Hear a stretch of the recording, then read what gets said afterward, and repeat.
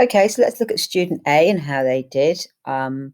Here are the examples from the text. Just one really, Mr. Fisher and his everyday life. That's the evidence they came up with from the text.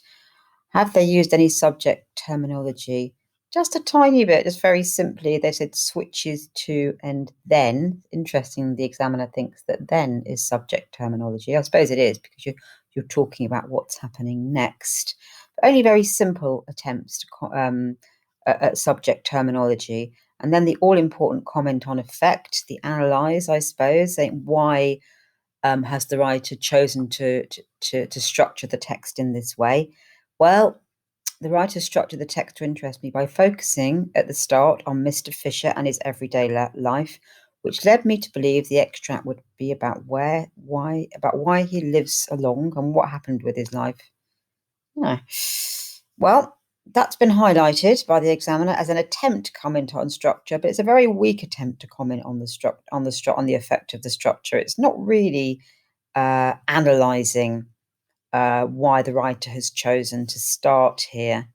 And then there's one more attempt at structure here, where it says Sherry has a life out of teaching, which has been highlighted as an attempt to comment on the effect of structure. So it's a bit better because it's saying we've focused on Mr. Fisher and his life, just to show he's got some kind of life outside teaching. But it's not that good. It's kind of quite weak. So it's only a level 2. So altogether, and all down here, no marks at all, really. In paragraph 7, a short sentence, he began to sweat. The structure of this, that it's snappy and happened quickly. No, not really. They're just it's kind of an attempt to talk about language, I think.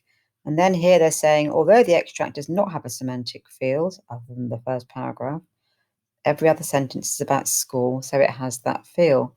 Very interesting, student A. This is nothing to do with language. This is structure. So no marks for that. Overall, they got 3 marks. So not a strong answer at all. But as I keep saying, it is some marks. It's not nothing. So if you're having a complete meltdown on the day, have a go. As you can see, the examiner doesn't mark you down. They haven't read that bit and said, no, that's rubbish, I'm going to knock some marks off. They've just said, well, I can't give you any marks for that bit, but I can give you some marks for this bit. So that's how they work. We'll move on to another student now.